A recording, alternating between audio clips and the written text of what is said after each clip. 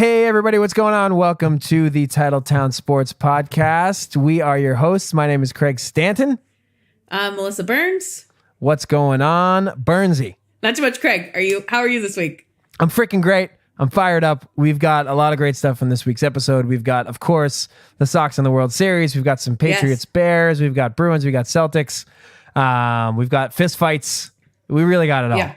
And we're going to spend most of our time previewing the World Series, which is set to begin this week. Sure thing. If at any point throughout the week you out there feel compelled to share your takes or have any questions for the program, you can get involved and give us a call at 904-87-TTPOD. Leave yourself a little voicemail and we'll put you on the podcast. Probably. Yeah. You can also follow us on any and all social media at Titletown Pod. That's Instagram, Twitter, Facebook, whatever floats your boat. Get after it. All right, well, enjoy this episode and go Sox.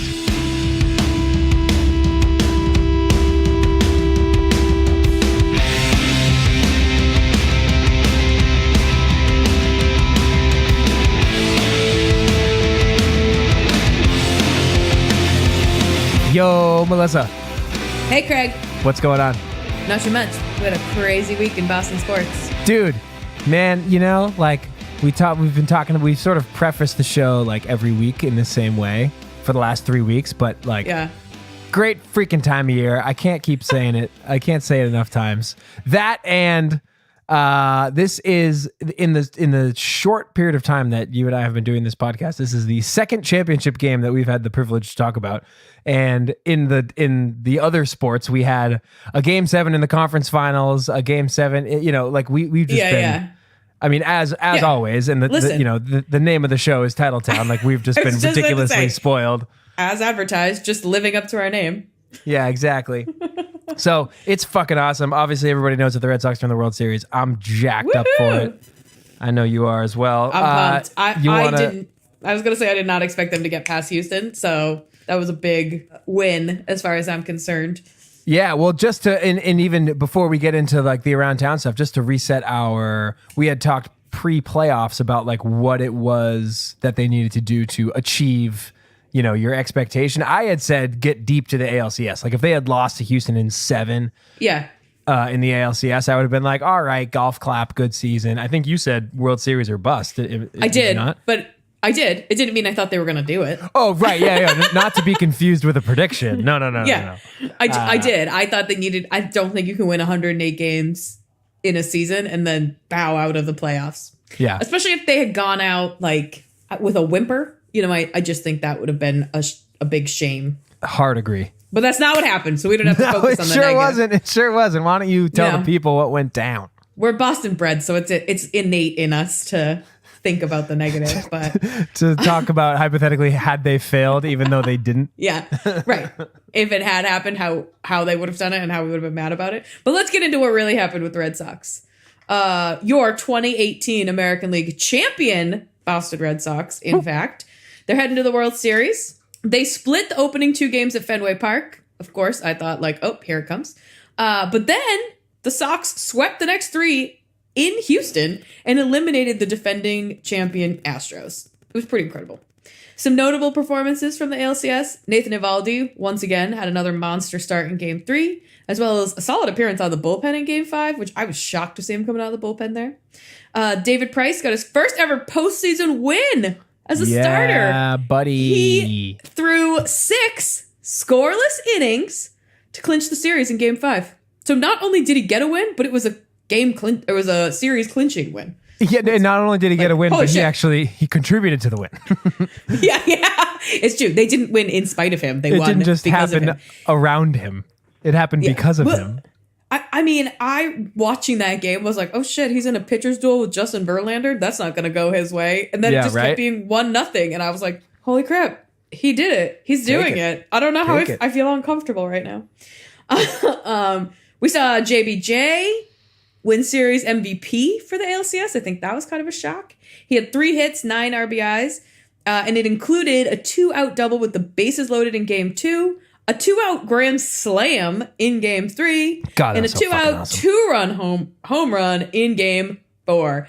It was sick. He was all over the place. He also hit for, so 3 hits, 9 RBIs, 200 average, but had some fucking massive bombs in there.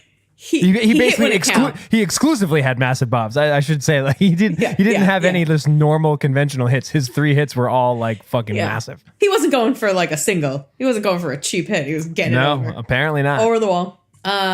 Meanwhile, flipping over to the National League, it took a full 7 games to decide the NLCS, but the Dodgers ultimately prevailed over the Milwaukee Brewers. We're heading back to the World Series for the second year in a row, hopefully to be runners-up once again.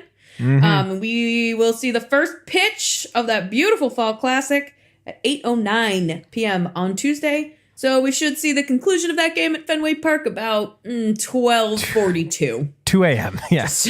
Yeah. Right in time for you to get up for work on Wednesday morning. That game should be wrapping up. Yeah, I was happy to see though all the start times for this series, and they even announced this before the NLCS was decided. All the start times are 8:09, so even those West Coast games are going to be 8 o'clock Eastern, which is nice for us. Because that one game 4 of the ALCS, the fucking 8:39 start time, and it also happened to be an extremely long game, was a fucking epic game if you stayed up and watched it. But oh man, that took a lot out of you. Well, yeah, and the problem is like you can do that one night. Like the Patriots play a Sunday night, a Monday night game, and you're like, okay, fuck, fine, I'll be up until midnight, 1 in the morning. But like baseball's a 7-game series. I can't do that. 7 nights in a game 4, game 5, period. Like game 4, 5 of the LCS. Well, yeah, it was 3, 4, 5. They were all back to back to back, and that was that. By the time like fucking Friday rolled around, the whole city of Boston was just a bunch of fucking zombies. Yeah, everyone was like working second shift just to get their sleep pattern right. Yeah, seriously. Shall we talk about the Patriots? Oh, let's. So those guys got their first road win of the 2019 season against Mitchell Trubisky and the not entirely sucky Chicago Bears this past Sunday. They did so without the tight end, no Rob Gronkowski in this game, and he did not even make the trip to Chicago. About halfway through the week, he was put on the injury report with a back. He had previously been on the injury report with an ankle. So they put Gronk on ice, and he stayed home. They also lost everyone's favorite first-round pick running back, Sony Michel, in the first half after he got like kind of twisted around in a somewhat gnarly-looking lower leg injury. Some early reports today, and I've been traveling today, so I haven't really gotten any more information than this from Schefter and others. Yeah, humble brag. Adam Schefter and others on Monday are basically saying that it was a knee injury. I thought it was more of like an ankle or something like that, just based on the tackle, but whatever. And that it's not anything super serious, that they're thinking that it's just kind of a garden variety lower leg injury, not like an ACL or an Achilles or anything fucked up like that. Yeah, that's what I heard later on today too. He had an MRI today, and it looks like it is some like soreness. There's probably some sort of injury in there. I'm not a doctor, but that he's week to week. He's not like out. Yeah, cool. I mean that tackle that brought him down. If it was a broken ankle, I wouldn't have been shocked. And him getting off the field was also like extremely ginger. Like I don't even know if I forget if it was his right or his left foot, but like I don't know if his like right or left foot touched the ground. It was like the way he left the field. Like he didn't walk off. It was pretty rough looking. Yeah. And that was the same knee that he hurt when he was playing college ball too. Yeah, I think he's got problems in both knees actually. Yeah. So that's not great. They're saying the same thing on Gronk, that I think it was the same Schefter report. They don't expect him to miss any significant time. They just shut him down. But they don't think it's a serious back injury. Interesting. I say like, fuck it. Just shut him down. You're playing Buffalo next week. Like whatever. Yeah. Who needs it? Anyways. It was a bit of a sloppy game overall for the Patriots. They had 3 turnovers, should have even been 4, a whole bunch of penalties, and were just overall not at their best. But they were more or less able to clamp down on the Bears in the second half, had a couple big special teams plays, a couple of picks that they actually dropped 2 interceptions that were easy and made 2 interceptions that were hard. And they were also able to survive a last-second Hail Mary that was completed, about 70-yard heave from Mitch Trubisky in the final seconds of the game. But they needed 55 yards, I think, and they got 54. And they were a yard short of the end zone. Pats improved to 4-2. Moving on, like you said, to play the Bills in Buffalo Monday Night Football next week. I don't mean to correct in the moment, but aren't they 5-2? Oh, yeah, right? Now Yeah, they're 5-2. yeah. Yeah. That's true. Sorry. Don't be sorry. In this game, they also had 2 special teams touchdowns, and they lost a ball on a punt return and almost lost the second one. Both Cordell Patterson and Edelman almost coughed him up. And I was like, the fuck is happening? Yeah, and that Cordero Patterson fumble was pathetic. He just laid the ball on the ground. Oh. The other fumble was Sony Michel, and it was like while his leg was being ripped off his body. So like, okay, Yeah. That fine. one, fine, I guess. Sure. And yeah, luckily Cordero Patterson made up for it by running one back for a touchdown. Yeah. Julian Edelman had a punt clang off his fucking face mask, which was infuriating. Right, and they recovered it, but like shit. Also, can we talk about a blocked punt? Yeah. Come on. I love that This is your shit. moment. Go ahead. You know, this shit's my jam. A blocked punt. Donta Hightower just comes up over the top and smashes it down. Kyle Van Noy runs it in for a touchdown. Yeah. I love all that. I love that weird shit so much. There usually is, I find, in a Patriots season, like 1 or 2 games that are like special team spectacular, just like a whole bunch of weird shit happens. This may have been that game. Not necessarily all for good. Yeah. You know? Right. But you have one fumble, one near fumble, a blocked punt return for a touchdown, and a kick return for a touchdown. Like that's pretty special teamsy. Yeah, I mean, ultimately, like, isn't what you're going for to not know that your special teams is there per se? Yeah, So, ideally, sometimes. for us to be talking this much about special teams can't have been good. Bruins? The Bruins, they're playing. They're wrapping up their road trip to Western Canada with a game against Ottawa Senators on Tuesday night. Yeah, I think they're same playing night that the as World we- Series starts. Yeah, they've no. been getting some real Yeah. shit luck with that all through last week. Like, no one's watching. Well, they're lucky no one's been watching because they've lost all 3 games. So, they lost to the Oilers, Flames, and Canucks.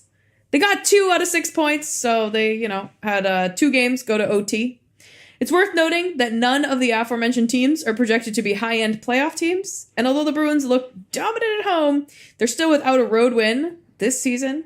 After the Ottawa game, the Bees take on the Flyers and Canadiens at home this week. I think one other important thing to note is it does not look like Rask has found his skates yet this season. Sure hasn't. And he better get his shit together soon because Halak is anxiously nipping at his heels, I would say. Yeah, and Halak's been playing well. I mean, Yeah. it's lucky. And I mean, this is obviously not just luck, but like this is why the Bruins have to spend real money on a non-developmental backup. They need a second, like legit NHL goalie where a lot of teams, they'll have a kid or whatever. It's sort of like, Right. it's like almost like the backup quarterback position for a lot of teams. Like you have some like developmental, like project type player who could potentially help you in the future. The Bruins can't do that. They need to have a like legit number 2, one be your and starter. 1A backup goalie, which sucks. All I'm saying is if the Jaguars can bench Blake Bortles, the Bruins can bench Tuukka Rask. I don't really believe that. I just really wanted to talk about Blake Bortles getting benched because it's awesome. Sure. You said that with such conviction that I'm just going to go ahead and agree. I just like that he got benched because they all of a sudden suck. We wouldn't be doing this podcast in Jacksonville, I can tell you that. For sure. No titles to be had down there. Last but certainly not least, we have the Celtics. Not to be left out, they also lost a road game in Canada last week. Good week for the Canadians. Consistent. Dropping their first road game of the season, 113-101, to the team that is projected, anyways, to be their chief rival in the East, Kawhi Leonard, DeMar DeRozan, and the Toronto Raptors. The Celtics then turned the page and went to New York to play the Knicks. Came out with a 103-101 win. Your boy Jason Tatum scored 6 of his team-high 24 points in the final minute of that game, which was enough to stave off the Knicks, who were making a pretty reasonable push to come back and win that game. And the Celtics got their first road win of the season. Looking ahead this week, the Celtics have the Magic at home. They travel to Oklahoma City to play the Thunder, and they finish the week with a home and home with the Pistons. Oh, a lot of action for the Celtics this week. Yeah, well, the Pistons thing is like Saturday and Sunday next, so it's not too dense. But yep, they're out there. Jason Tatum looked like a fucking boss at the end of that Knicks game. I was watching that. I was like dual screening the Game 7 of the NLCS and the Celtics Knicks game. And Jason Tatum looked like fucking Kobe Bryant at the end of that game. It was pretty good. Oh, really? I didn't see that. I'll have to go back and watch some of the highlights. Yeah, like the play, like in like a highlight scenario, like the actual shots themselves, they weren't like crazy, but it was just like, it's nice to know that you can give the ball to your like 22-year-old second year player to like ice a game in the final seconds. Like that feels good. So you're saying that the final 2 minutes of that game really made a difference in how the game turned out? It's almost as if I'm saying that the game had a certain knack for coming down to the last couple minutes of the fourth quarter. As much of an aberration, you might find that hard to believe, Melissa. I know, but I can't even as imagine unusual as that happen. may sound, an NBA regular season game it worked out in such a way that all you really needed to see was the last 5 minutes. It's amazing how a timed game with a lot of scoring could play out that way. Wild. Yeah, it's really wacky stuff. What a week! What a week! I'm just trolling everybody today. All right, should we move into our main topic? Yeah, sure. I feel like we're gonna want to talk a lot of stocks. Is that your feeling as well? I feel like we have to.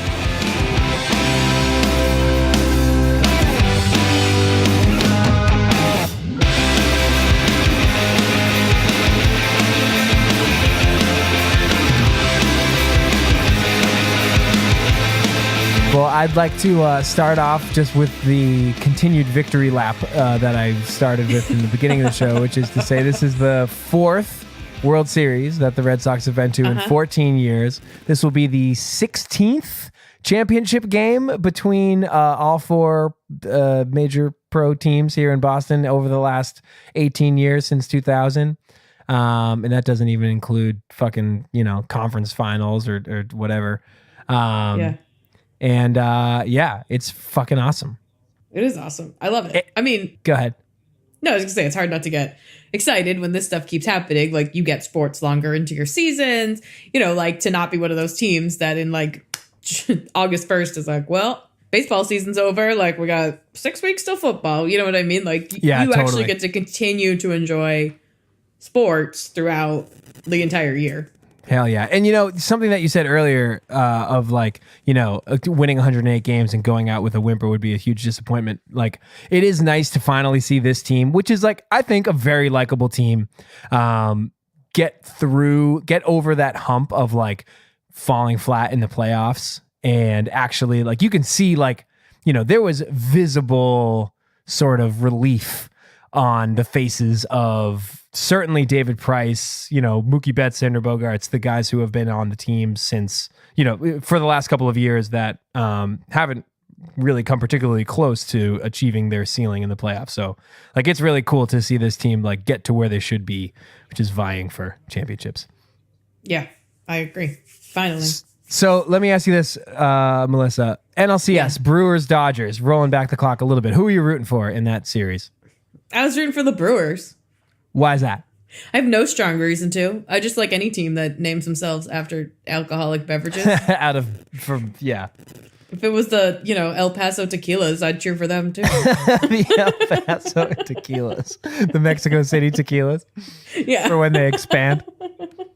Yeah, I didn't know if we were ready to go over the borders. Full south of the border, yeah. Yeah, I guess we have a team in Canada in baseball, so why not go Mexico? No, I mean, I have no strong reason. I'm not super invested in the National League, so I don't know enough about the teams to have like a rooting interest in one over the other. Right. I just feel like there's more people to hate on the Dodgers. For sure. Yeah, definitely like the baseball fan in me, just like neutrally forgetting about the Red Sox for a second. Like you got to pull for the underdog there. Like how could you not? Like who could ever root for the LA Dodgers with like a gazillion-dollar payroll against Milwaukee, like a plucky little small market, low payroll type team? Like that's the obvious, you gotta. Right. However, I will say for the purposes of like my own entertainment, although it's a little bit, the stakes get a little higher, I think. because I think the Dodgers are ultimately the better lineup, therefore, presenting a greater challenge for the Sox. But Yeah. I was like, the Red Sox fan in me like wanted LA. Like I love the idea of like the Boston LA thing for the finals. Like I think that's great for the World Series. That is, I think that's fucking rad. Yeah, I mean, it's a pretty classic rivalry. You think about all those great Celtics Lakers rivalries, and like to get that in a different sport and like that city hatred. And you're talking about two big cities, with like ton of like national interest and I don't know, street cred, if you will. Like they're sports towns. Yeah. Yeah, you have the best sports city in America versus a team that can't even support one NFL team, not to mention two. So yeah, good sports rivalry there for sure. Yeah, but I'm like into that as a matchup because honestly, the Brewers to me feel like the 2007 like Colorado Rockies or something, like some NL team that like is great for the National League, but then they just get steamrolled by, in that case, it was obviously the Red Sox. And in this case, I think it would also, like, I think the Brewers would have gotten flattened. And honestly, I'm picking the Sox to win. Like, I think the Red Sox are better than the Dodgers in me too. Almost every category. But I'm excited about the Boston LA thing. You know what? I was with a friend this weekend who pointed out that Boston LA, like this year more than any other year that I can think of, presents an opportunity to be the championship matchup in a couple different sports. Oh yeah. Like the best team in the NFC right now, like hands down, they might even be the best team in football, is the LA Rams. Like they're a fucking machine. And the Pats are, obviously going to be vying for appearing in a Super Bowl, certainly, like as they are every single year. And you've got, obviously, the Celtics are the class of the East until proven otherwise. And although, obviously, Golden State and Houston are hanging around the Western Conference of the NBA, like, you got LeBron in LA. So, like, you never know, Imagine if there was a three-sport Boston-LA trifecta. Yeah, that would be sick. That can't have ever happened before. Oh, God, no. I doubt, like, two cities ever went back-to-back. Or not back to back, you know what I mean? Like two different teams competing for a championship in the same year. I doubt that's in the same city. Yeah, because you have to look for cities that have like multiple sports teams, and like there's some that don't. There's not that many cities that have all four. Yeah, all four. I mean, Milwaukee, for instance, only has the one. That's what I was. They only have the Brewers. No, they have the Bucks too. Oh, and the Bucks. Yeah, of course, the fucking Bucks. Neither of whom are going to a championship anytime soon. Yeah, but it would be cool. To have something like that happen. I think that the entire Golden State team would need to, like, I don't know, go down in some kind of fiery inferno for it to happen. Yeah, but for sure. Stranger things have happened. Maybe they all quit. I don't know. Who knows? Maybe there'll be some sort of work stoppage. Yeah, just in Golden State. Let me ask you this. So you and I, particularly in last week's episode, sort of went in on David Price, and I think you deserved it. And like we said earlier, he throws 6 scoreless innings. I think he had like 9 strikeouts or something like that in not a super pressure game, but still a playoff game, still on the road, still against one of like the most proven postseason pitchers of all time, Justin Verlander. And he pitched his fucking ass off, did David Price. So what was your take on the David Price like redemption that happened the other night? I was happy to see it. Like, I'm happy. He plays for our team. We pay him a lot of money. I would like to see him be successful. Like, that would be the ultimate goal, right? For all of us involved. I agree. I don't know that it solves all of his postseason woes permanently, though.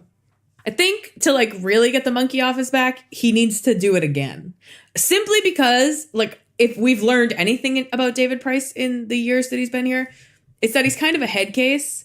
And, as someone that can let her anxiety talk her into anything or out of anything, I could just hear him being like, well, I did that, but maybe that was just a fluke. And like, how do I know I can do it again? And like, what if I can't do it again? Then what happens? Then it was just a flash in the pan. And all of a sudden you're like back in your head. And you're like doubting that it was real. Meanwhile, he's thinking that thought stream that you just said in between every single pitch of a start. He just re-racks that whole like self-doubt conversation in between every single fucking pitch. Well, It's working for him. But yeah, I think you're right. Like this one game alone is obviously a step, right? But I think it's pretty meaningless if in game 2 of the World Series he like gives up like fucking 3 runs on 4 hits in the first 2 innings. You know what I mean? Like it obviously it dissipates if he like reverts. But he does have a chance. I mean, all he needs to do is have one more start. Well, 1 maybe 2 more starts of quality, and he's good. Like he'll get his. Right. I mean, assuming like if the Red Sox can win the World Series, like he's got a ring, he's got that banner. Like that's no one can ever take that away. Well, and I think Red Sox fans will support him. Like that will turn it around. That'll turn around his reputation if he can finally perform when it matters. And I think for him being able to like replicate that success, now you start having momentum and you're like, oh, I beat the Astros and I beat the Dodgers. And like you start seeing yourself as a postseason starting pitcher that has success. Who can have success? Yeah, totally. I feel like it's a lot like John Lackey. John Lackey, I think he came here in 2011. He was a part of the 2011 and 2012 teams for the Sox that were total dumpster fires. John Lackey was leading the charge in terms of like the shithead pitching staff that was, chicken and beer and all that stuff. And like John Lackey sucked. I fucking hated John Lackey. He's a mouth breather. 2030, he is the king of the mouth breathers. That guy Literally hasn't shut his mouth since he came out of the womb. But yeah, I mean, like John Lackey is a perfect example of someone that like Red Sox fans now look back upon and smile because he in 2013 he pitched his balls off and they won the World Series. And like now we look back on the John Lackey era and we're mostly pretty okay with it. I mean, I certainly don't hate John Lackey now. I think John Lackey's fine. Yeah. You know what I mean? He was a ambivalent ballsy starter, in that 2013 season. And it's like, even if the majority of the time you spent on the team was not successful, if you can break through and win a championship, it's pretty much like all good. That's my thought anyways. People will forgive anything around here. Like I said, they want to be on your side. Yeah, and we talked about this last week too. It's like no one roots against David Price when he walks out to the mound. It's only when he walks off the mound, having exploded a fucking game, that we boo and that we hate him. Like we're all rooting for him every single time. This time he actually came through. It was nice to see. I thought, when he was warming in the bullpen in game 4. Game 4 was the roller coaster. That was like I forget the final on that, but that was like the back and forth game where you had the Mookie Betts like fan interference and all that stuff. Craig Kimbrell loading the bases in the 9th inning with that diving catch from Andrew Benintendi to win it. So that was game 4. And fucking David Price is warming in the bullpen when oh my God, I can't say his fucking name in stride. It's so hard. Kimbrell. It's so hard. You would think I'd at least have the first half down, considering my name is also Craig. But anyways, they had Price warming in the bullpen during all that. And like he was, I don't know, you got a certain sense from him that he was like fucking fired up and ready to throw some bullets. Luckily never had to. But out there. Yeah, and I mean he also said post game after game 5 that like while he was in the bullpen, he said it was a little vague, but he was like, "Yeah, we found something and like corrected it, and like now I'm good." Like I don't know what that is, but like something mechanical with his delivery. Who the fuck knows? But maybe they just told him they found something. Yeah, right. Like they're just like, hey, just you got this weird arm angle. Dropping your elbow at a weird place. Did I fix it? Yeah, you fixed it, David. You're gonna be good now. You got it. Yeah, much better, much better. Yeah, just throwing fucking placebos around the fucking bullpen in Fenway. Whatever works, man. I mean, I feel good about David Price, but you're right that like it's still like this is a chapter in Red Sox history that is still being written, and we'll see on Wednesday night when he takes the mound what his deal is. Right. Because if he reverts, then Game 5 of the ALCS is meaningless as far as I'm concerned. Right. It was a fluke, a drop in the pan, a flash in the pan, as it were. You know who we're gonna see in this series? Who's that? Old Dave friend Roberts. Manny Machado. Oh, we are going to see old friend Dave Roberts too. I forgot about him. But yeah, Manny Machado playing on the Dodgers. You may remember him from being a wicked douchebag for like his entire career. Exactly. So yeah, for listeners of this program that don't follow the rest of the league terribly closely, just player to keep your eye on in the World Series, Manny Machado, third baseman for the Dodgers. He was on the Orioles for, I believe, his entire career until they traded him to the Dodgers. He'll be a free agent next year, so who even knows what team he'll be on then. But like, he's a really good player, good third baseman, power bat, can hit the ball a fucking mile. But he is a douche of all douches. You know who he's like? He's like Brad Marchand. He's like one of these guys that it's illogical. It's illogical how much they like fuck with people. It's just in their like DNA. They just have to do it. Like there's no reason for it. It's like wired into their brain that they have to be this like little pest that just fucking needles people all the time. Manny Machado was the guy who was more or less responsible for that whole like Sox Orioles thing last year, where they're all fucking throwing at each other, and Dustin Pedroia is yelling out of the bullpen to John Farrell on the top step of the fucking dugout. Is a whole big mess. He also like deliberately kicked the first baseman of the Brewers like on the ankle, which is the most baseball-ish. I mean, when you say that out loud, it sounds like such a dainty little attack.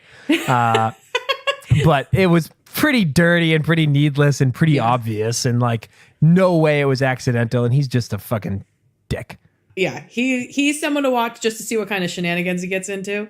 And I think we talked about this last week, or maybe I just thought it. You know, I think a lot of things have kind of been breaking for the Red Sox throughout this playoff run, which you need. You need a little luck to be a champion. But I'm curious to know if he tries to pull any of those shenanigans, kind of what the outcome is with the Red Sox in this case. Like, how closely are the umpires going to be watching for it? You know, is he maybe going to do something that's borderline that would oftentimes be kind of let go, but because of his history, maybe he gets called, and you know, that could be an advantage for the Red Sox. Yeah, I also wonder, like, do the Red Sox like try to like rattle his cage? You know what I mean? Like, yeah, I don't know. Like, I'm sure I don't follow Manny Machado close enough to know whether he plays better when he's like agitated, or whether his agitation gets in the way of his performing on the field. You know what I mean? Mm-hmm. Yeah. Like, I almost wonder, like, if they bait him or something. You know what I mean? Like, in his first at-bat, if they just throw at him or something. Like, not at his head or anything bad, but just you know, just fucking buzz him a little bit and just, like, see what happens. Fleshy part of the ass. See what happens for him. Yeah. Because the other thing is fleshy part of the ass. The other thing is the Red Sox are undefeated this postseason after being trolled by their opponent. If you remember, Aaron Judge playing New York in the bowels of Fenway Park after the Game 2 victory that the Yankees managed in the DS, and then Bregman posting on Instagram the triple back-to-back home runs against Nathan Eovaldi before Game 3, and they like in both cases the Red Sox clearly saw it because they were responding to it in various ways after the fact, and neither team won a fucking game after doing that. So I say bring it on, Manny. Do whatever you want. David Price yelling post this. That was awesome. Oh, that was Bregman so awesome. Struck out. I was like, yes, get it. That's what I'm talking about. Get in there. You know what's funny? This is like a fuck the high road. Yeah, take the fucking low road. Screw you, dude. You're gonna post that. People kept talking about like, oh, someone in the Astros organization must have made him take it down. But did they make him take it down, or did he post it in his stories and the story just expired? Oh, yeah, it was in his story. That's a fact. So I don't think he took it down. I think those expire after they do expire. That's true. I think they're only up there for 24 hours. Maybe the media was just not understanding Instagram stories. That's 100% what I think was happening. Is that they weren't understanding that he didn't remove it. It just by nature was removed because it was temporary. Good take. But it made me laugh. Good take. I like it. Made me laugh while I was listening to these old men on the radio talk about, you know, the Instagram. I got one last take. This is an off-script take about the World Series. Oh, okay. Throw it at me. Games 3 and 4, and if needed, games 5. And that's it, are going to be played in LA, of course, and it's a National League ballpark, which means you play by National League rules, which means there's no designated hitter. Normally, when the Red Sox play in National League parks, Mookie Betts moves over and plays center field. Jackie Bradley is on the bench, and you have JD Martinez playing right. That's generally what they've done in National League ballparks. Right. Is JBJ gets the fucking boot, JD plays right, Mookie plays center. What's interesting about this World Series is obviously Jackie Bradley Jr. has been hitting very well, won the ALCS MVP, as we said. Benintendi's also been hitting really well. He doesn't have quite as many like big moments offensively, but he has been having a really good postseason. Mookie Betts actually is probably tremendous. the weakest hitter of the three right now. Yeah. But you Yeah. can't take, you just simply can't take Mookie Betts out of the lineup. That's stupid. So the question has become, when they play in LA, how do you get, you also can't take JD Martinez out of your lineup. So this is a good problem to have, but it's a problem nonetheless. I've actually heard that they're thinking about moving Mookie to play second. Yeah, I mean, Mookie came up as a second baseman. Like that was his natural position. I learned that this week. Oh, look at that. What do you think about that?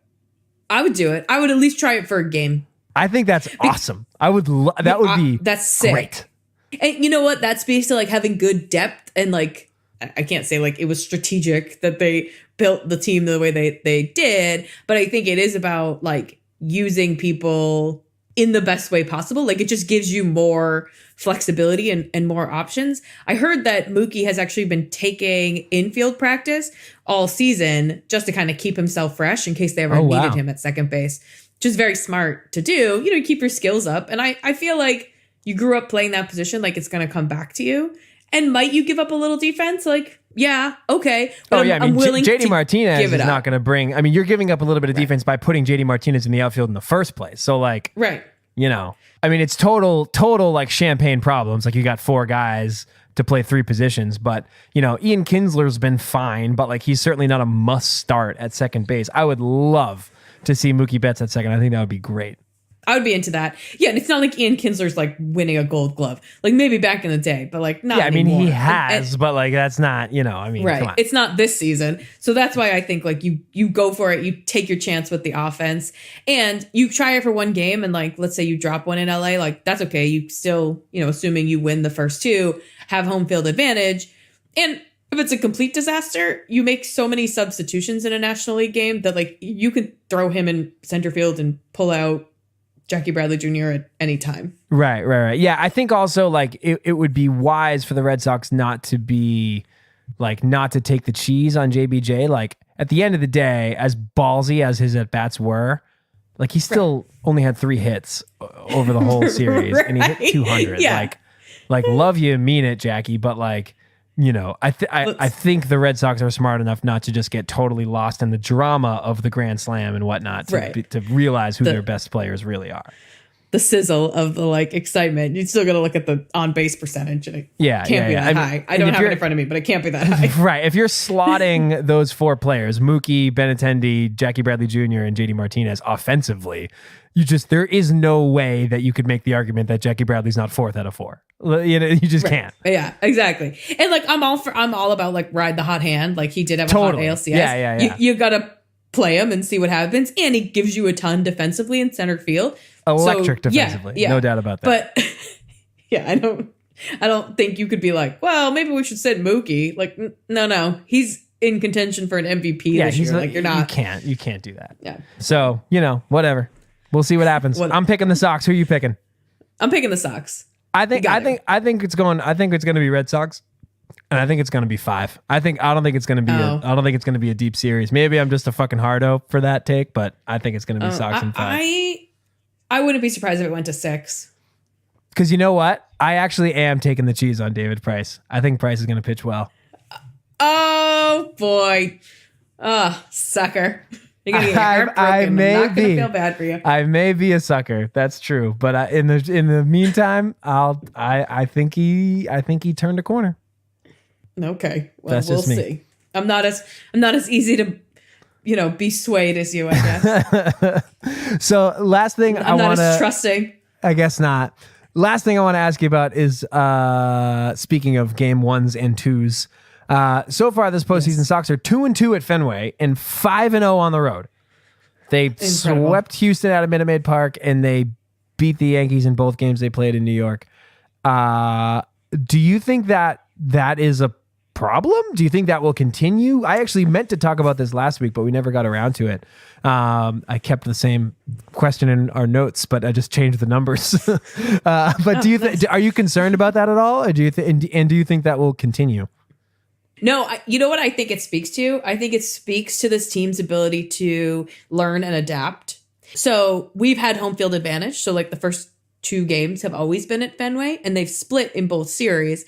And I think to me what it says is like Alex Cora and the team is doing a good job at figuring out like what that team's weakness is once they've seen them play 2 games, and kind of how to exploit it and manage around that. Like what pitchers are going to give you the best matchups? How does that batter approach the plate? Like what does the team do in these kind of situations? And then they make adjustments based on what they've learned about the other team. But do you think they play tight at Fenway? Like what, you know what I mean? No, I don't think it's about tight. I think they might play more conservative. Like, I don't think it's a tight makes me think of like a fear thing. And like, I don't think it's like an anxiety feared thing. I think they're probably a little more conservative. They stick with like what they know. You know, I think if I'm right, that in both series, like when we've seen starters come in out of the bullpen, it's been on the road, and it's a little more like balls to the walls. Like, we know we can win this. We're going for it. And, you know, they, like I said, they kind of have like figured out where to take chances because they know it'll pay off against that other team. You're saying at the beginning of the series, regardless of home road, it's like a feeling out type situation. Yeah, and as exactly. they learn more about the opponent, they implement it in the later games and right. Go for it. And that makes sense. In this case, like our sample all has the same structure to it, because like I would be curious if one series had been, you know, they didn't have the home field advantage, and would it have worked out the same? And there's obviously no way to know, but you know, because if it had, then it does speak to like they went into the first 2 with a game plan of being conservative and figuring it out. I could be assigning way too much to it, and maybe they just like playing on the road and like playing Fortnite and having beers together after the game. I don't know, but yeah. See, my feeling is that it's actually, if you look at games 1 and 2 in both series, like I feel like it's been more of a sale price problem than it has been a home road problem. Like Evaldi's been nails in both of the game 3s that he's pitched in. Porcello was really good in game 4 in New York. He was okay in game 4 in Houston, but like the sale starts haven't been great, and Price's start obviously in the Yankee series was abysmal, and it was pedestrian, like just perfectly average fine in game 2 in the Astros series. So I'm just hoping that those dudes can figure it out, and I think that their home problem goes away if that's the case. Yeah, I mean, I would love to. If that was the answer, shit, that would be great. You just get a good start out of Chris Sale and David Price. That would be the best case scenario. And I mean, I love the fact that they can go on the road and just fucking blow doors. Like, I think that's awesome. Like, that speaks to all sorts of different intangibles about this team. Right. But, you know, it'd be nice to take care of business at home, too. It sure would. There's a reason you win all those games, and it's for the home field advantage. So, you know, use it to your advantage. Use it, yeah. Oh, boy. All right. And if I had to sit in all that goddamn fucking Fenway traffic, the least they could do was win. Hear, hear. Every goddamn game. Anyway. All right. You got any final World Series takes, or should we move on to the old lightning round? I'm ready to move on to the lightning round. I think we both gave our predictions. I feel strong about their chances. I'm just ready to let's go. Yeah, I'm just ready to take it all in.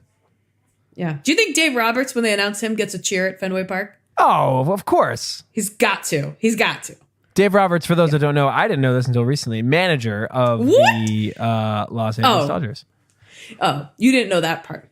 Oh, no, yeah. I'm not saying I didn't know who he was. I obviously knew who he was. Is that where you thought I was going? Well, yeah, that is where I thought you were going, and I almost hung up the phone on you. No, I just had no idea he was even in baseball anymore. Like, I haven't kept tabs on Dave Roberts. Like, I had no idea. I also was surprised to hear that. Did you know that he and Cora played together right in the season that he got traded, Dave Roberts, that is, to the Red Sox? I did not know that. I learned that this week, too. That's a fun fact that I did not know. Yeah. Anyways, lightning round. All right, let's do it. I got really excited. All my fun facts.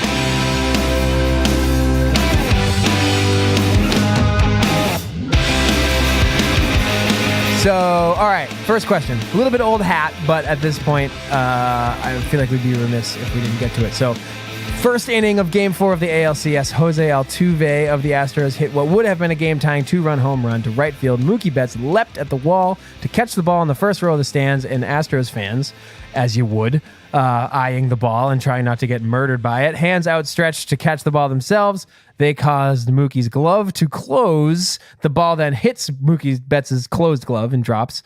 The umpire and crew chief, your friend and mine, Joe West, called the play Country fan Joe. interference. He called that on the field. Yeah. And therefore, Jose Altuve was called out. The call went to replay, but was not overturned. It also wasn't confirmed. It was just, they just let the call stand. Right. so They what didn't were your have enough thoughts? evidence to overturn. Right, right. So what were your thoughts on this play, and do you think that they made the right call? So when I was watching it with the naked eye, I signaled home run. I thought for sure they were going to call that a home run.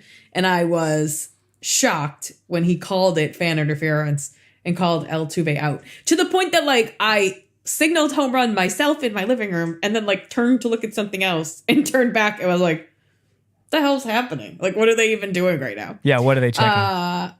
Yeah, like what are you even checking? I mean, as a Red Sox fan, I'm like, yeah, of course it was fan interference. Fuck that guy, he's out of there.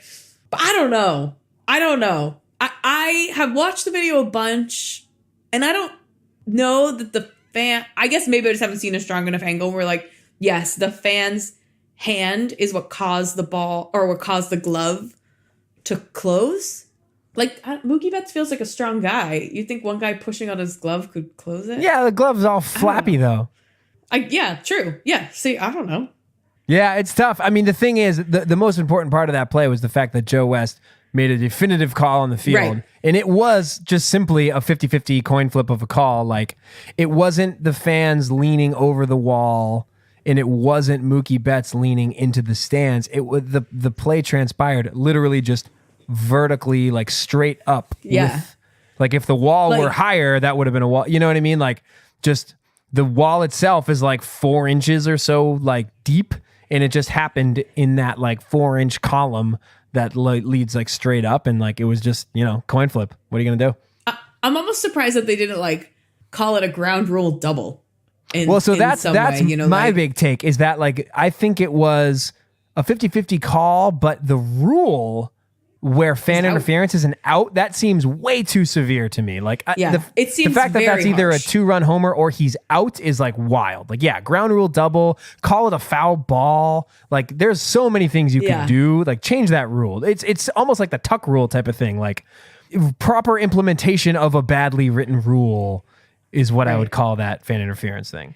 Yeah, and it puts a lot of pressure on the fan, and it wasn't like an egregious like they were reaching way out over the wall No, or their they had, like, eye jumped onto was on the ball. field. They're in the first Right. row of right field. They're watching it all the way like you would any fly ball coming in your direction. Like they just put their hands out As in a you're- conventional manner. Nobody was like Right. operating outside of their personal space.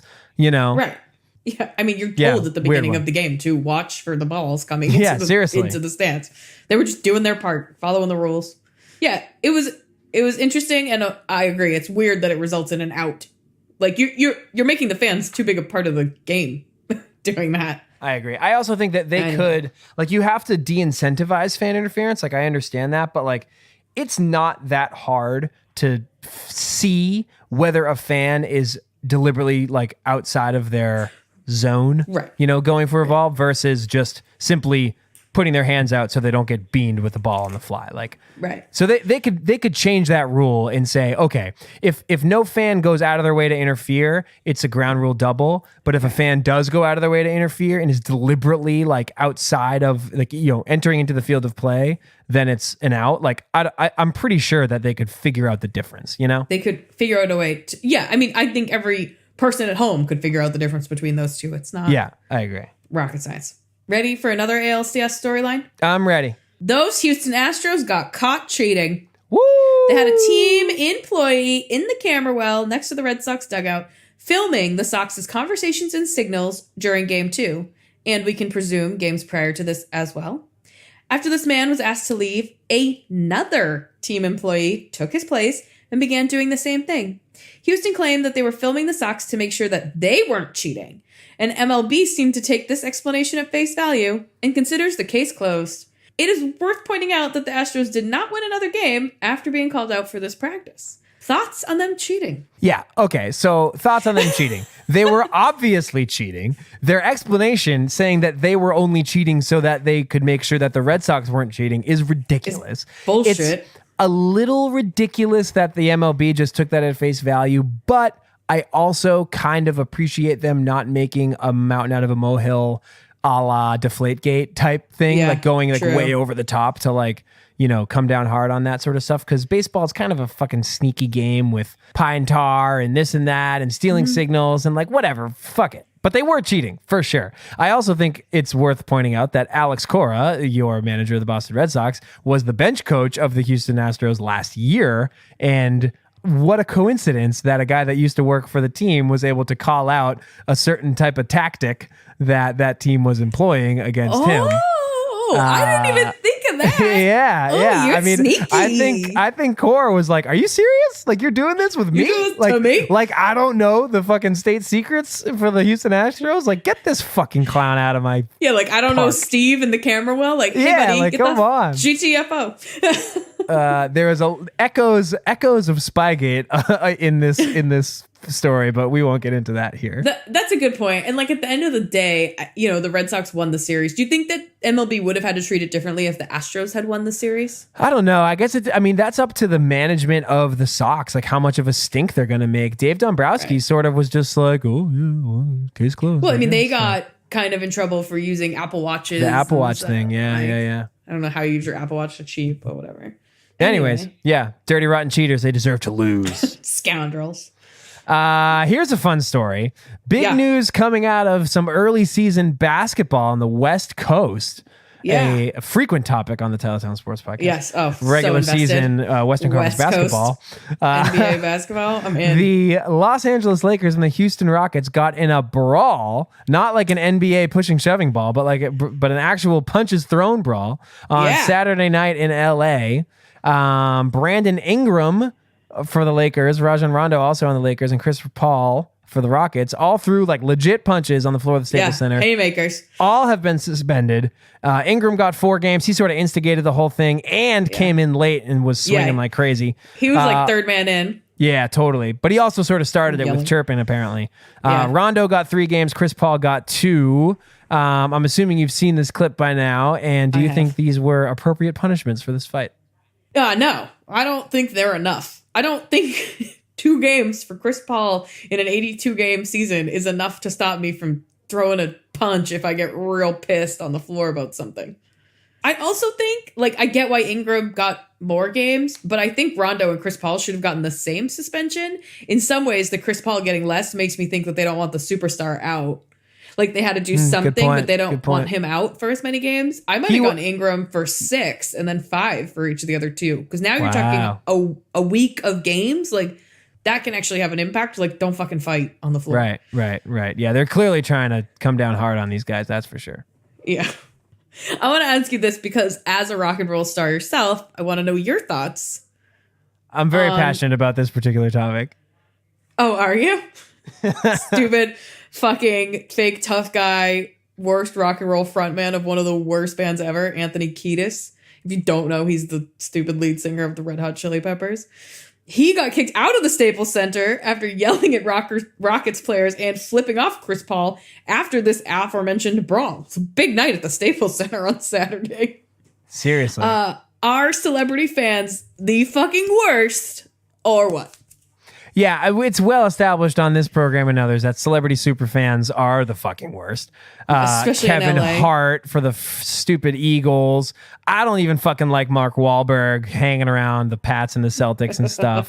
Fucking Eddie Vedder pissed me off the year that the Oh, Chicago Cubs won the World God. Series. Now he's like the the de worst. facto like spokesman for all of postseason baseball, which I think sucks. Anthony Kiedis is the worst. He might be the worst like fucking rock and roll lead singer of like all time, as far as I'm concerned.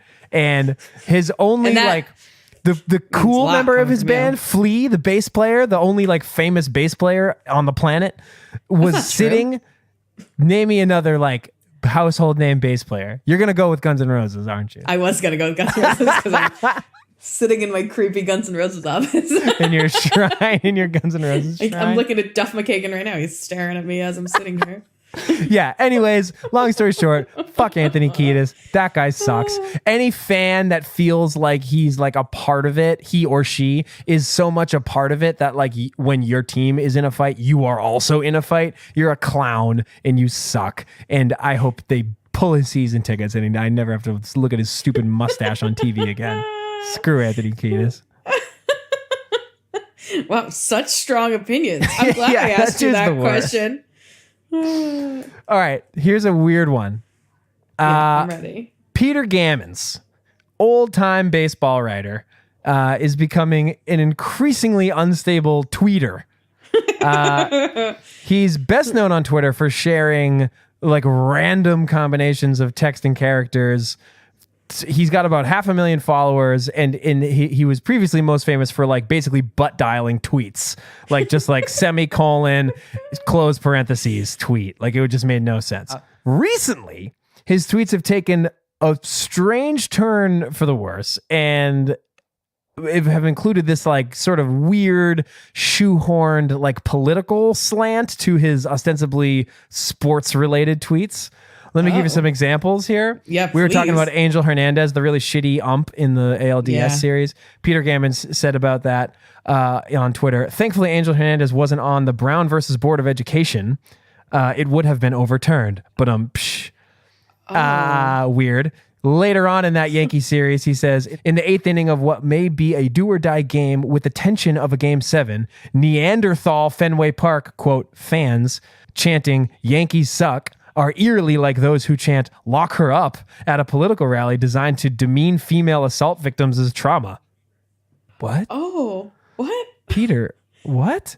This one was my personal favorite. This was a few days ago during the Houston series. This just is wacky and also just showing his age. Says, Red Sox players know Alex Bregman, the guy from Houston who did the Instagram thing. Third baseman. Red Sox players know Alex Bregman is like Dustin Pedroia, 1977, period. Which I don't understand what that first part means. They died to play with him, but some Boston media get upset with him. Are they upset that his great-grandfather, a courageous immigrant, was part of the group that brought the Boston Redskins and moved to Washington? What? What the fuck is he talking about? Like he's comparing Alex Bregman to Pedroia, and then he says 1977 for no reason. And then he says he's theorizing that the Boston media don't like Alex Bregman because his great-grandfather was an immigrant who moved the Boston Redskins football team to Washington. And then here's the cherry on top. This was just today. He tweets out a picture of the Green Monster and said, "Is this Trump's wall?" Peter, like what? Talk about like shut up and dribble. Peter Gammons, please. Holy stick shit. to baseball, dude. Stay in your lane, old man. Stick to baseball, please. Like when I say we, I mean like the liberal leaning people of the world who have a real problem with the current state of American politics. We don't need your help. We're good. Like we'll be fine. Just stick to baseball, Pete. Like yeesh. Talk to your own people, man. Go on SportsCenter and say your weird shit because like it's what the old people are watching. Get off the Twitter. Or we don't need that give me an essay with some detail, because 140 characters is just not enough space for you to like connect the dots that you're trying to connect. It's just not working at all. Especially because he's like an old man, so he won't abbreviate words and he has to use like appropriate grammar. And he's just like wasting characters with his vowels and shit. It's like, dude, I don't know what you're trying to get across here. You need to do this in like, record a video, do the weird type it up in notes and post a picture thing. I hate that, but like maybe it would work better for you. Yeah, buddy. but if you have like a complex thought, it doesn't belong on Twitter. Twitter's then, for morons. Flesh it out, Pete. Like you're Twitter's not a where I go native. to read- You're not a native to Twitter. Like you're a guy that made his bones writing like 2,500 word columns in Yeah. newspapers. Clearly the format of Twitter is not working for you. Not for you, dude. Stick to the long form, Pete. Print media. Let's not get wild here. You don't need to be in every platform. No one's going like, I wonder where I can find what Peter Gammons is thinking right now. Like, I know where to find you if I want you. So stick with that. I don't have that kind of attention. All right, ready for one more? Yeah, I sure am. All right. Red Sox ace Chris Sale faced some questions about his recent illness and subsequent hospitalization this week. He said the following, and I quote, I had irritation from a belly button ring, just constantly taking it in and out, causing irritation and got a rash down there. Sale said with a straight face yesterday at Fenway Park, how to take care of that. Doctors and nurses over at MGH were awesome. Things happen. You handle them and keep moving forward. This turned some heads in the media, as one might guess, and the fan base this week. But turns out Sale was just trolling everybody and had a much less sexy, gross stomach illness of some kind. How would you rate this troll job on a scale of 1 to 10? You know, I wouldn't have taken Chris Sale for a regular old prankster. Jokes McGee. Couldn't really tell you much about Chris Sale's personality, to be totally honest. I'm going to give this troll job a 8.5. Oh, you like it? I think this was an above average troll. I think it was a really good troll. Like, I was away this weekend and like wasn't really like super plugged into like Boston media coverage, but like I saw a headline that was like totally like playing it straight. Like, Chris Sale was in the hospital because of his belly button ring. And I was like, what? Like, the reason I didn't read it, the article, like when I saw the headline, because I was like, I need to like sit down and really read that. Like, I can't just like passively skim this article. Like, I'm gonna save that treasure trove for later on. But then, like, yeah, a couple days later, he's like, yeah, I'm obviously just fucking with you. But like, he delivered it straight, and people fucking bought that shit. Good for him. First of all, like, what a weird thing to come up with that you talk about getting a belly button ring. And second of all, like, Jesus, people are buying it. That's the same person that's liking Peter Gammons' tweets. I don't know. I mean, if I haven't seen any video or anything like that of him saying it, but like, it's from all reports seemed like he sold it. Yeah, he just went for it. Well, I don't know. Anyway, bizarre. Well, I think that wraps it up for us this week. We have a lot to look forward to. We're going to see the Patriots take on the Bills on Monday Night Football, so we're going to stay up late again. Bruins are going to finish up their West Coast swing.